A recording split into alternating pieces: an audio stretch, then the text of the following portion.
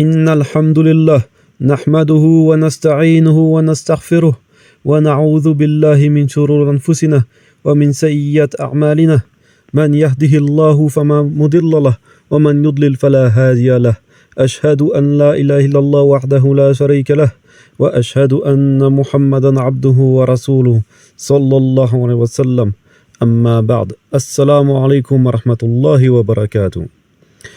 Aujourd'hui, nous allons parler de l'utilisation de l'intelligence artificielle. Est-ce halal ou haram? Et quels sont les types d'intelligence artificielle que nous pouvons utiliser ou que nous ne pouvons pas utiliser? Ou plus précisément, quelles sont les limites à leur utilisation? Pour répondre à ces questions et balayer large, nous allons parler des IA génératrices les plus répandues, à savoir les IA génératrices de texte, comme ChatGPT, les IA génératrices de voix, comme Eleven Labs par exemple, les IA génératrices de dessin, comme Midjourney. Et nous allons répondre à tout cela en 3 points. En premier, nous allons parler de l'utilisation des intelligences artificielles en général. Puis, nous allons entrer dans les détails des IA génératrices de texte, d'images et de voix humaines. En deuxième point, nous allons parler d'un phénomène qui commence à faire son apparition dans la Oumma, surtout parmi les plus jeunes. C'est le fait de vouloir étudier sa religion avec une IA, comme par exemple de poser des questions religieuses à ChatGPT pour apprendre sa religion. Là, on détaillera un peu ce sujet et je vous donnerai mon avis personnel là-dessus en expliquant pourquoi. Et enfin, en troisième point, forcément, je vous parlerai de mon utilisation personnelle des IA. Et c'est pour cela qu'aujourd'hui, j'enregistre avec ma propre voix, malgré la difficulté que ça me pose. Car je l'ai déjà dit et je le redis, cette chaîne, c'est votre chaîne. Elle existe pour vous et donc vous avez le droit d'en connaître les rouages. Je vous expliquerai donc dans quel cadre et dans quelles limites je me permets ou pas de les utiliser en accord avec les fatawas des savants sur le sujet. Tout d'abord, nous allons parler des IA en général. Ici, on parle d'IA génératrice, car c'est le type d'IA qu'on a actuellement. C'est-à-dire qu'elle génère des choses, comme du texte, des images, des sons, etc. Je suis désolé pour le téléphone, là, si vous entendez les vibrations du téléphone, je ne sais pas comment le couper. Vous allez peut-être me prendre pour un boomer, mais c'est la vérité, je ne sais pas comment arrêter le vibreur. Donc, je parlais d'IA génératrice. Les experts en IA nous parlent que plus tard, nous aurons des IA interactives. Mais nous n'en sommes pas encore là, donc ce n'est pas le sujet aujourd'hui. Nous allons donc commencer tout de suite par le premier point. Donc, l'utilisation des IA en général. Et là-dessus, les savants sont tous unanimes. En tout cas, je n'ai jamais entendu de savants dire le contraire. Les IA, d'ordre général, sont des outils. Ce ne sont que des outils fabriqués par l'homme. Elles peuvent être donc utilisées de façon positive. On peut donc tirer des bénéfices de leurs utilisations et elles peuvent aussi être utilisées de façon négative. Et beaucoup de mal peut en découler. L'avis des savants est donc clair, de dire que ce ne sont que des outils et que c'est l'utilisation que nous allons faire qui va faire que ça va être soit halal, soit haram. Les IA sont une innovation technologique. Et comme vous le savez, il y a une règle dans la charia qui est que les innovations dans la religion sont interdites, car ce sont des écartements. Par contre, l'innovation dans la vie mondaine est permise, comme toutes les inventions de l'homme, comme l'innovation technologique. Ce ne sont que des outils que nous avons fabriqués, et c'est halal de les fabriquer, et c'est halal de les utiliser. Par contre, c'est l'utilisation que nous allons en faire qui va être halal ou haram. Je vous donne un exemple très simple. La voiture. On est d'accord que c'est une innovation technique et technologique. C'est halal d'inventer une voiture, de la fabriquer. Par contre, l'utilisation qu'on va en faire, c'est l'utilisation qu'on va en faire qui va être blâmable ou louable. Si j'utilise cette voiture pour aller à la mosquée, pour aller faire mes courses, rendre visite à mes parents, c'est une utilisation halal. Si j'utilise cette voiture pour aller en boîte de nuit ou au bar à chicha, c'est une utilisation haram.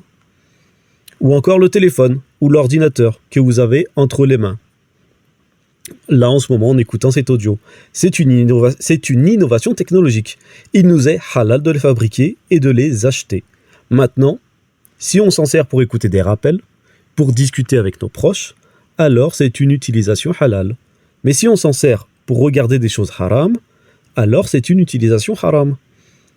Le téléphone, lui, il y est pour rien. C'est juste un outil, comme les IA. C'est l'utilisation qu'on va en faire, soit on l'utilise dans le halal, soit on l'utilise dans le haram. Maintenant, les IA qui génèrent du texte, comme par exemple ChatGPT. Alors, il n'y a aucun mal à utiliser une IA qui génère du texte, que ce soit pour lui demander de rédiger du texte, de s'en servir comme assistant, ou même d'avoir des discussions avec. Voilà, dans un premier temps, on m'a déjà posé cette question, et les savants ont déjà répondu à cette question. Son utilisation, à la base, est halal. Maintenant, ça va dépendre de l'utilisation que nous allons en faire. Ça va devenir haram à partir du moment où on va lui demander de générer du texte haram, comme des mauvaises paroles, des mensonges, des insultes. Ou alors si on s'en sert pour piéger des gens. Par exemple, certains brouteurs se sont mis à les utiliser pour rédiger des messages pour piéger les gens sur Internet. Donc voilà, si on génère du texte dans le but de générer des mauvaises choses, ou dans un but de faire du mal avec le texte généré, à partir de ce moment-là, ça devient haram. Maintenant, on va passer aux IA génératrices d'images. C'est là que ça se complique un peu.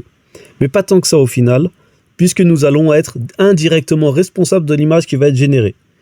Pour faire dessiner une chose à une IA, il faut lui décrire ce qu'on veut qu'elle dessine, et en fonction de ce qu'on lui aura écrit, cette IA va nous dessiner une chose qui y correspond. Et ça prend exactement le même jugement que le dessin. Si c'est pour dessiner des choses halal, alors c'est halal. Si c'est pour dessiner des choses haram, alors c'est haram. Comme l'a rappelé d'ailleurs Cheikh Sulaiman al-Ruhaili, il n'est pas le seul, plusieurs chouyours l'ont dit, sur les IA qui génèrent des images. On ne demande pas à une IA de dessiner le paradis ou de dessiner l'enfer, car c'est haram de dessiner le paradis ou l'enfer. Le prophète Mohammed sallallahu alayhi wa sallam a dit dans un hadith qudsi, Allah dit, en parlant du paradis, « J'ai préparé pour mes serviteurs pieux ce qu'aucun œil n'a vu, ce qu'aucune oreille n'a entendu, et ce qu'aucun cœur n'a jamais imaginé. » En citant la parole d'Allah subhanahu wa ta'ala dans sourate La Prosternation, verset 17. « Aucun être ne sait ce qu'on a réservé pour eux comme réjouissance pour les yeux, en récompense de ce qu'ils œuvraient. » Donc, on ne dessine ni le paradis ni l'enfer, car personne ne sait à quoi ça ressemble à part Allah. Lui seul sait. Il nous a donné des indications dans le Coran pour tranquilliser nos cœurs, pour nous donner des images que nous pouvons imaginer, tout en nous spécifiant que ça ne ressemble à rien de ce que l'on connaît et que nous n'avons pas la capacité de l'imaginer, tellement c'est loin de ce qu'on a sur Terre. Et le cheikh avait continué en disant « Imaginez si un enfant tombe sur ces images. Alors il va croire que ça c'est le paradis et ça c'est l'enfer, que ça ressemble à ça. Et du coup il va grandir avec une image erronée du paradis et de l'enfer. Et vous savez tous que les images que l'on reçoit quand on est enfant nous marquent profondément. Et une fois qu'on est adulte, c'est très difficile de se défaire des fausses croyances qu'on a pu recevoir. Donc pour résumer, voilà. On peut faire dessiner des choses à des IA qui génèrent des dessins, mais il faut que ce soit des images halal. Et si on demande à une IA de dessiner quelque chose de haram, alors c'est une utilisation haram. Il y a encore le cas de l'erreur. Il peut arriver que l'on demande à une IA de dessiner une chose halal et que cette IA interprète mal notre demande. Et du coup, elle nous dessine une chose haram. Ça peut arriver. Ça fait partie des erreurs d'utilisation. La chose à faire, dans ce cas, c'est d'effacer cette image. Ou si c'est en ligne, par exemple Midjourney c'est un fil privé, donc personne d'autre ne peut voir l'image, alors on ne l'enregistre pas et on ne la diffuse pas. Ou alors on la modifie si c'est possible avant de l'utiliser. Et bien sûr, je n'en ai pas parlé, mais ça coule de source, de ne pas dessiner un être humain complet. Car maintenant, les IA peuvent dessiner un visage. C'est tellement bien dessiné que l'on pense que c'est une photo. On ne dessine pas quelqu'un. Encore pire si c'est une personne qui existe, comme un personnage historique, une célébrité, ou même un inconnu dans la rue. On dessine de dos, ou en partie. En fait, c'est le même jugement que les savants ont déjà donné sur le fait de dessiner avec un papier et un crayon. C'est pour cela que nous n'avons pas besoin de revenir là-dessus aujourd'hui. Maintenant, nous allons parler des IA génératrices de voix. Pour utiliser ces IA, on leur donne du texte, et l'IA lit le texte à haute voix. On a la possibilité de choisir la voix. Une voix d'homme, une voix de femme, une voix d'enfant, une voix de personnes âgées. Alors, ça peut paraître nouveau, mais ça existe depuis très longtemps, avec les répondeurs téléphoniques. On téléphone à quelqu'un, et c'est un robot qui répond. Souvent, une voix de femme robotisée qui dit « laissez un message après le bip ». Vous connaissez tout ça, ça existe depuis, je pense qu'on n'était même pas encore né quand ça existait déjà. Eh bien, déjà à l'époque, les savants ont été questionnés sur cela, sur le fait d'utiliser ces voix de robots dans les répondeurs téléphoniques, qui sont générés par ordinateur.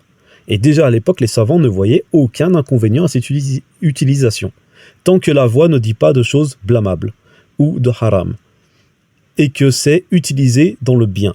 Comme le cas des répondeurs téléphoniques, c'est utilisé dans le cadre du service pour répondre à la place de la personne quand la personne est absente. Donc aujourd'hui, nous avons des IA, par exemple Eleven Labs, qui peut générer des voix à partir du texte qu'on leur donne. Eh bien, le jugement sur cela est le même que pour les répondeurs téléphoniques, à savoir que c'est halal si l'utilisation est halal.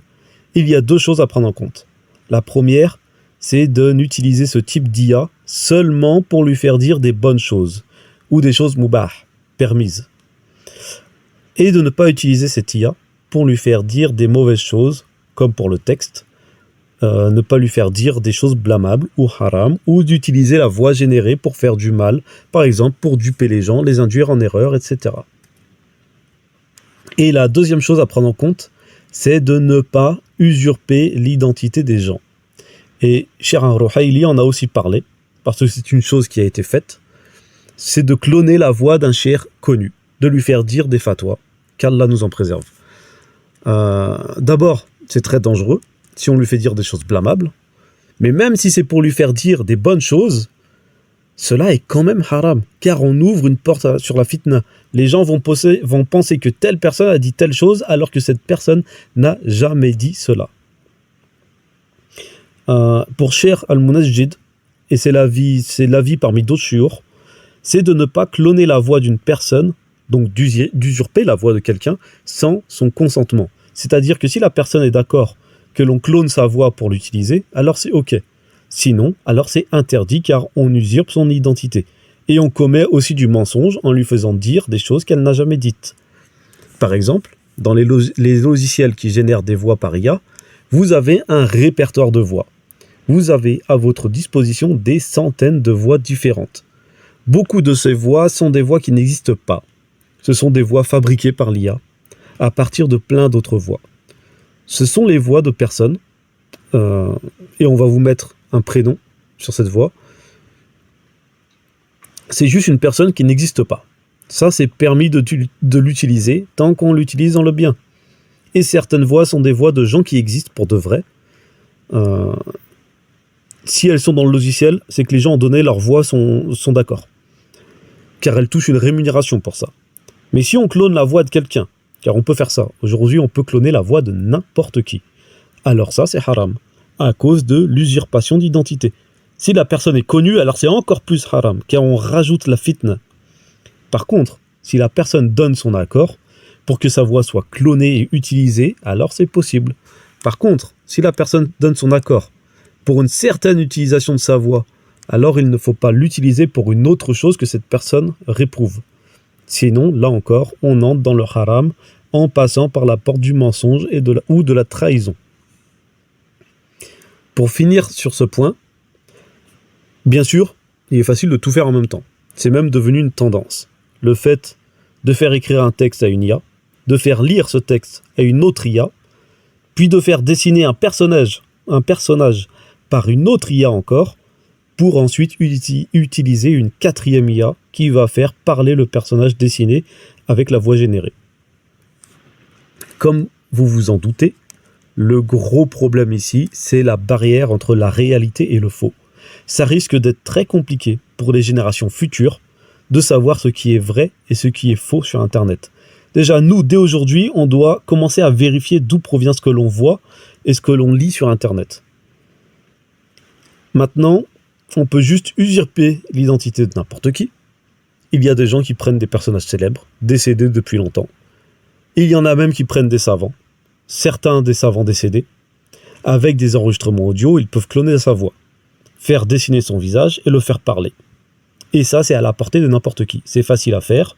Et il y a beaucoup d'IA gratuites qui le font d'ailleurs. Vous imaginez un peu la gravité de la chose ? Là, on a des exemples concrets d'utilisation haram de ces outils, que sont les IA. Car une fois de plus, les IA ne sont que des outils. Soit on les utilise dans le bien, soit on les utilise dans le mal. On va passer maintenant à un deuxième point, qui est le fait d'étudier la religion sur ChatGPT. J'ai plusieurs fois eu affaire à des jeunes qui cherchent à étudier leur dîn en discutant avec ChatGPT. Alors, à partir de maintenant, et ce jusqu'à la fin de la vidéo, là maintenant, je vais parler selon mon opinion personnelle à moi. Depuis le début de cette vidéo, je parlais selon les fatwas des savants. Même si je les ai peu cités, et je m'en excuse, j'ai fait une synthèse. Mais rien ne venait de moi. C'est comme cela que je fais toutes mes vidéos. Je continue en fait juste le travail qu'on m'a appris à faire pendant mes études islamiques. C'est-à-dire faire des synthèses des enseignements des savants, anciens et contemporains, en me basant sur leurs livres et leurs cours. Et encore, je ne m'exprime que sur les sujets sur lesquels mes chouyours m'ont autorisé à aborder. Mais là, c'est la première fois sur cette chaîne que je le fais. Je vais donner mon avis personnel. Ce sera sûrement aussi la dernière fois. Allahu a'lam. Parce que cette chaîne n'a pas été faite pour ça. Je préfère le dire. Donc, tout ce qui va suivre, à partir de maintenant, est mon avis personnel et il n'engage que moi. Ce n'est donc pas une fatwa. Je ne vais pas vous dire ça c'est halal, ça c'est haram. Car ça, c'est le travail des savants de faire cela. Moi, en tant que professeur, mon travail, c'est juste de vous rassembler tout ça, de vous le synthétiser et de vous l'expliquer. Là, je ne vais que vous donner des conseils personnels. Vous en ferez ce que vous voudrez. Donc, ChatGPT. Alors, je vais commencer par une règle simple dans l'apprentissage de la science, qui est résumée par une célèbre phrase de l'imam Ibn Sirin. Cette science est une religion, vérifiée de qui vous l'apprenez. La base, quand on cherche à étudier sa religion, c'est d'abord de se renseigner sur la personne de qui on va prendre cette science. On n'apprend pas la religion de n'importe qui. Est-ce que cette personne d'abord a étudié la science ? Si oui, déjà, sinon, on n'écoute pas cette personne. Si oui, auprès de qui ? De quel savant ? Quel professeur ? Est-ce qu'il a une tazkiya ? Est-ce que cette personne a une tazkiya ou un diplôme universitaire ? Une tazkiya, c'est une autorisation d'enseigner délivrée par un savant. Le savant donne ça à son élève quand il estime que cet élève a suffisamment de connaissances et de compréhension pour enseigner. Et dans notre monde moderne, il y a aussi le diplôme universitaire qui fait office de tazkiya. Car l'étudiant en sciences islamiques va étudier auprès de savants et de professeurs dans son université et à la fin, il passe des examens pour valider ses connaissances. Et il présente aussi une thèse de fin d'études pour valider sa compréhension. Et ne vous méprenez pas sur mes propos. Là, je ne parle pas du musulman lambda qui parle sur Internet, qui partage sa foi, son quotidien, qui réagit à du contenu, qui fait des rappels, qui fait de la da'wa. Ça, c'est normal, ça fait partie de notre quotidien. Là, je parle de quelqu'un qui s'exprime sur le halal et le haram. C'est-à-dire qu'il va dire ça c'est halal, ça c'est haram. Parce que dire qu'une chose est halal ou haram, ça s'appelle une fatwa. Si on partage la fatwa d'un cheikh, ça va. Voilà, on envoie le lien du cheikh qui parle, qui fait sa fatwa. Mais si on explique une fatwa d'un cheikh, si on explique les livres des savants, si on conseille les gens de suivre telle ou telle fatwa, alors ça, c'est le travail d'un étudiant en sciences, d'un imam, d'un professeur, d'un cheikh. Donc, si quelqu'un se lance dans ce type de travail, oui, il faut être sûr que cette personne a un bagage d'études derrière. Car c'est ce bagage d'études qui va lui permettre de fournir des explications, de reformuler pour les gens, de conseiller les gens selon leur propre situation. C'est pour cela que les étudiants en sciences, les professeurs, les imams, montrent leur diplôme et leur taskiyat, souvent de façon discrète, car c'est toujours gênant, on a toujours peur de l'ostentation, du fait de se montrer, de se vanter. Et justement, s'ils parlent ou informent les gens de leur diplôme, ce n'est pas pour se montrer, c'est juste pour permettre à ceux qui vont les écouter de vérifier, voire même de faire leurs recherches, s'ils veulent en faire. Mais le minimum, c'est de savoir d'où vient la science de la personne qui la donne. Et bien sûr, si cette personne donne un enseignement, alors il faut qu'elle s'appuie sur des versets du Coran ou des hadiths, qu'elle soit capable de fournir. On ne donne pas un enseignement sans ayat du Coran. Ayat en arabe, ça veut dire preuve. Subhanallah. Les versets, on les appelle des preuves. Il y a le mot dalil aussi, qui veut dire preuve. Si on n'a pas de ayat, alors on a un hadith. C'est le minimum. Le problème avec ChatGPT, ou avec les autres IA génératrices, c'est qu'elle n'a pas la capacité de fournir un travail de réflexion, d'analyse sur les informations qu'elle donne. Ce qu'elle fait, c'est une recherche de tout le contenu qu'elle trouve sur Google. Elle en fait une synthèse. Donc elle va mélanger du vrai et du faux. Pour rappel, un étudiant en sciences apprend la science graduellement, car il va récolter une masse d'informations sur le Coran et la Sunna. Il va étudier les fatwas des savants, depuis les savants les plus anciens, et il va donc progressivement apprendre à traiter ces informations pour être capable ensuite de démêler le vrai du faux dans la vie de tous les jours, pour être capable de répondre aux gens selon leur situation et selon les événements. ChatGPT ne fait qu'un travail de synthèse, mais ne fait pas le travail de réflexion, de traitement des données et des paramètres. Et surtout, j'aurais même dû commencer par ça. Elle n'a pas la foi, vu qu'elle n'a pas de cœur. Déjà, on ne prend pas son ilm auprès de quelqu'un qui n'a pas la foi. Pour ma part, j'ai déjà fait le test de questionner ChatGPT juste pour voir, sur des sujets que je connais, par curiosité. Et ce que j'ai remarqué, c'est que sur des questions très basiques sur l'islam, elle ne se trompe presque jamais. J'ai bien dit presque. À 95%, c'est correct, sur les bases. Par exemple, si on lui pose des questions sur les piliers de l'islam, sur les piliers de la foi, sur les bases, elle dit la vérité.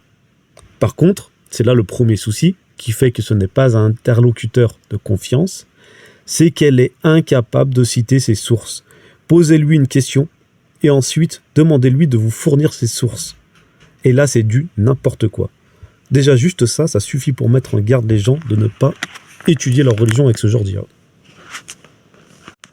Ensuite, si on entre dans des sujets plus profonds, et même pas besoin d'aller très loin, c'est là que ça dérape complètement, car elle va se baser sur du contenu internet qui n'est pas fiable.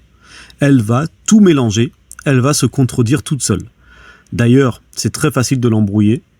Vous pouvez lui faire dire une chose et son contraire en seulement 2 phrases. Et le pire, c'est que quand elle ne connaît pas la réponse, eh bien elle invente des choses, sans dire qu'elle ne connaît pas, et sans dire qu'elle vient d'inventer la réponse de toute pièce. Et du coup, c'est très dangereux, car là on a une grande porte ouverte vers l'égarement. Et bien sûr, je vous mets vraiment en garde contre le fait de demander à ChatGPT si une chose est halal ou haram, car ça s'appelle une fatwa, et une fatwa on la prend chez les savants, ou chez des gens de science qui vont vous transmettre et vous expliquer les fatwas des savants. Là, on revient sur ce qu'on disait au début, de ne prendre la science que de sources sûres. Déjà, quand une vraie personne te dit qu'elle est autodidacte, qu'elle a appris toute seule, ou qu'elle te dit qu'elle a appris auprès de savants mais ne peut pas te citer leur nom, alors les enseignements de cette personne sont irrecevables. Alors que dire d'une intelligence artificielle qui a encore moins que ça? Qu'Allah nous guide. Peut-être qu'un jour, on aura une IA qui regroupe les fatwas des savants connus. Ce serait hyper intéressant d'ailleurs, si c'est bien fait. Parce que c'est vrai qu'une IA, comme ChatGPT, c'est un super moteur de recherche qui va rechercher les informations sur le net pour venir nous les synthétiser de façon personnalisée. Du coup, peut-être que ce sera intéressant. Le jour où on aura une IA qui regroupe toutes les paroles des savants connus, des plus anciens aux plus récents, les livres, les exégèses des sourates, les explications des hadiths, les cours, les conférences, tout. Et on pourrait poser des questions à l'IA, elle irait piocher dans cette base de données islamique. Alors, je ne pense pas que ça pourrait un jour remplacer un professeur, car on revient à l'absence de conscience et de foi. Ce sont des choses on ne peut pas y faire abstraction. C'est comme si je vous disais, tenez, allez apprendre la religion auprès de telle personne, elle a une connaissance de l'islam immense, une montagne de sciences, masha'Allah. Par contre, elle ne fait pas la salat, elle ne jeûne pas, elle ne croit ni au paradis ni à l'enfer, elle ne croit même pas en Allah. Est-ce que vous accepteriez d'aller étudier ces genres de personnes? J'espère vraiment que votre réponse est non, sinon il y a du souci à se faire. En résumé, une IA comme ChatGPT, c'est un très bon outil de recherche. Mais ce n'est pas un bon outil pour apprendre des nouvelles choses sur l'islam, et encore moins pour savoir ce qui est halal ou haram. Car, en plus de tout ce que j'ai cité précédemment, et qui devrait suffire, pas seulement pour ChatGPT, mais pour toutes les IA similaires, il y a des erreurs. ChatGPT ne fait pas exprès, mais elle fait des erreurs. Elle en fait même beaucoup. Car elle peut faire de très bonnes synthèses, oui, mais elle est incapable de dissocier la vérité du faux. Alors que ça fait partie d'une qualité incontournable pour enseigner la science. Aucun savant ne donnerait une tazkiya à un élève qui ne peut pas discerner le vrai du faux et qui fait des erreurs flagrantes. Ce qui nous amène maintenant à notre dernier point, mon utilisation personnelle. La raison pour laquelle je peux facilement vous parler des intelligences artificielles, c'est parce que je les utilise moi-même, et ce, depuis leur apparition. C'est aussi pour cela que je me permets de faire cette vidéo en tant que simple frère qui conseille ses frères et sœurs en islam. Si vous êtes abonné à cette chaîne, alors vous avez remarqué que j'utilisais les IA pour créer mon contenu. D'abord pour les visuels, car c'est beaucoup plus simple de demander à une IA de dessiner des images appropriées que de les chercher sur Internet. En plus, les images générées sont libres de droit, donc il n'y a aucun droit d'auteur dessus. Je suis quelqu'un qui travaille beaucoup, donc je n'ai pas beaucoup de temps pour produire du contenu. Donc les IA me facilitent la tâche en me faisant gagner beaucoup de temps. Déjà sur les visuels, comme je viens de le dire, car ça va très vite, et conformément aux fatwas des savants, comme on en a parlé au tout début, je ne fais pas dessiner des choses haram à une IA. J'utilise ces outils dans ce qui nous est légiféré. Ensuite, pour les voix, vous avez remarqué que les voix utilisées dans certaines vidéos n'est pas ma voix. Et cela pour deux raisons. La première, c'est que j'ai un problème d'élocution. C'est pour cela que là aujourd'hui, je parle en prenant mon temps, car j'ai tendance à bafouiller, à manger des syllabes. Et donc, quand je fais un enregistrement audio, eh bien, je suis obligé de couper tous les moments où je mélange les syllabes et recommence ma phrase pour pouvoir vous fournir un audio propre. Aujourd'hui, je vais essayer de ne rien couper. Vous aurez l'audio original tel quel. Désolé. Et cela me prend plusieurs heures de découper mes audios. C'est très long. Et la deuxième raison, c'est la difficulté de trouver un moment calme pour enregistrer. Rien que depuis le début de ces vidéos, j'ai été coupé plusieurs fois. Au moins 2 ou 3 fois, j'ai été interrompu. J'ai dû mettre l'enregistrement sur pause. Et encore une fois, désolé pour le vibreur du téléphone. Je ne sais pas comment l'enlever. Et puis, l'IA est arrivée.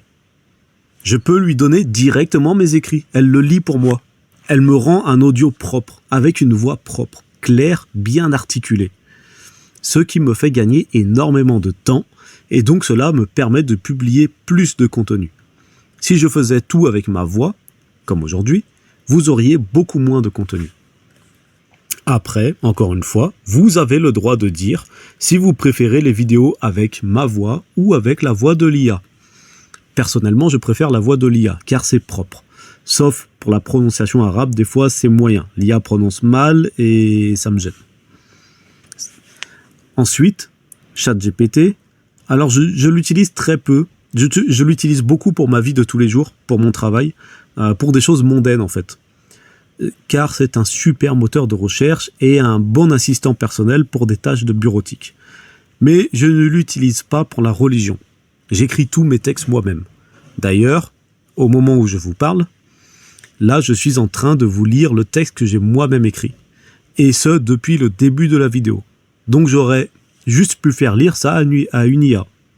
Mais comme le sujet, c'est l'IA, je vous fais la lecture.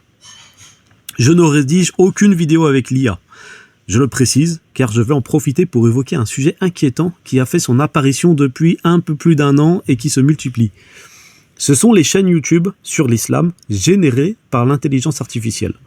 Il y a beaucoup de chaînes qui parlent d'islam, qui sont lues par une voix IA, et dont les textes sont générés par ChatGPT. Et ça, je peux vous l'assurer.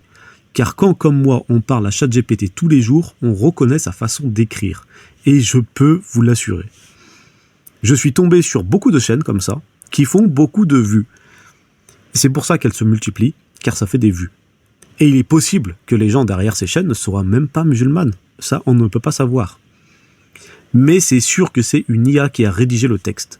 J'ai déjà écouté quelques-unes de ce genre de vidéos, par curiosité, et j'ai entendu beaucoup d'erreurs. Allah al-Musta'an. Mais même sans parler d'erreurs, à partir du moment où vous avez un audio, souvent c'est bizarre en plus, c'est genre, aujourd'hui, je vais vous donner 3 enseignements directement tirés de l'islam. Restez bien jusqu'à la fin. Ya Latif. Ya la hawla wa la quwwata billah. Déjà, quand tu as un audio sur l'islam, et qu'à aucun moment on te cite le Coran, à aucun moment on te donne un hadith. Et donner un hadith, ça veut dire donner sa référence avec. À aucun moment on ne te cite un seul savant. Mais fuyez en fait, fuyez. Je ne comprends pas. Si vous avez une explication sur ce qui vous attire dans ce genre de chaîne, je veux bien l'entendre, car je comprends vraiment pas. Je vais vous dire quand ça m'arrive d'utiliser l'IA pour l'islam. Comme ça, vous allez comprendre comment je sais reconnaître les erreurs de ChatGPT. Vous l'avez peut-être remarqué, mais depuis quelques mois, je me suis mis à proposer des quiz, format QCM, ici sur YouTube, mais aussi sur TikTok. Car je me suis dit que les quiz, c'est un moyen ludique d'apprendre l'islam. D'ailleurs, le fait de poser des questions, c'était une méthode qu'utilisait beaucoup le prophète Mohammed sallallahu alayhi wa sallam pour enseigner sa religion aux compagnons radiyallahu anhum. Dans beaucoup de hadiths, il leur pose des questions, souvent des questions rhétoriques, des questions dont il savait très bien que les compagnons n'avaient pas la réponse. Beaucoup de hadiths commencent par « Est-ce que vous saviez telle chose sur Allah? Ne vous informerai-je de telle chose ?»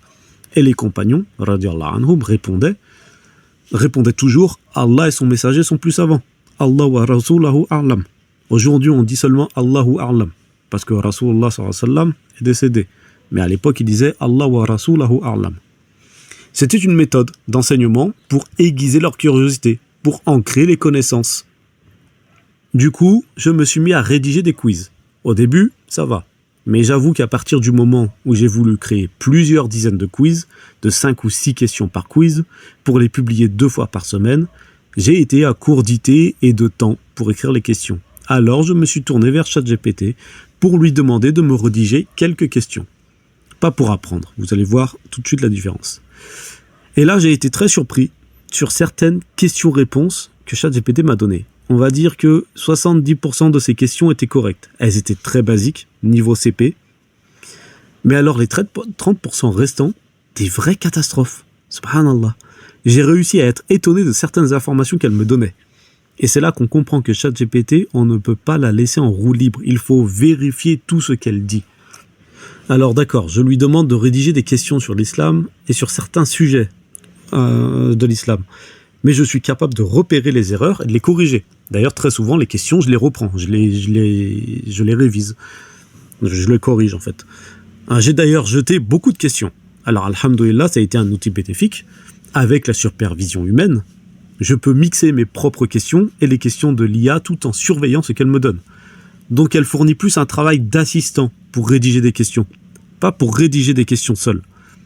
Par contre, il ne faut pas lui demander de poser des questions compliquées, parce que soit elle se trompe, soit elle dit n'importe quoi. On ne peut pas lui faire confiance. Encore une fois, elle ne peut pas rentrer dans des sujets un peu pointus.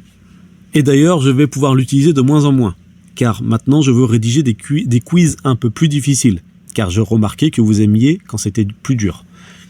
Et surtout parce que, masha'Allah, mes quiz ont l'air trop faciles pour beaucoup d'entre vous. Alors, peut-être que ceux qui n'ont qu'une ou 2 bonnes réponses n'osent pas l'écrire. Il faut, il n'y a aucune honte à avoir. on est là pour apprendre. Moi, de mon côté, ça me permet de voir le niveau des gens. Si je vois que des 5 sur 6 et des 6 sur 6, je me dis, bah, c'est bon, c'était facile, alhamdoulilah. Du coup, il faut que j'en fasse des plus pointus. Et là, ChatGPT ne pourra pas m'aider. Au pire, elle pourra m'aider pour la mise en page et la correction d'orthographe, mais c'est tout. Voilà pour l'utilisation. Par contre, elle est très limitée, donc je n'imagine même pas les dégâts sur une personne qui n'a pas les connaissances pour vérifier par elle-même et qui va discuter avec ChatGPT sur l'islam en étant à la merci de toutes ses erreurs et ses inventions. Allah al-Musta'an. Voilà, je vais m'arrêter là. J'ai déjà parlé pendant un bon moment. Un dernier mot pour ceux qui sont encore là. Vous avez une série de shorts sur des résumés de biographies des 10 compagnons promis au paradis, sur les mères des croyants, et quelques shorts sur les compagnons et les compagnonnes. Juste pour vous rappeler que les sources sont citées en description de ces shorts. Ce sont des livres. C'est normal. C'est normal que certains se sont posé la question, on m'a déjà posé la question, puisque les images c'est de l'IA, les voix c'est de l'IA, et les textes, c'est des livres. C'est pas du tout de l'IA, c'est moi-même qui les ai rédigés à partir des livres qui sont cités dans les descriptions avec les numéros de pages. سبحانك اللهم وبحمدك أشهد أن لا إله إلا أنت أستغفرك وأتوب إليك. لا إله إلا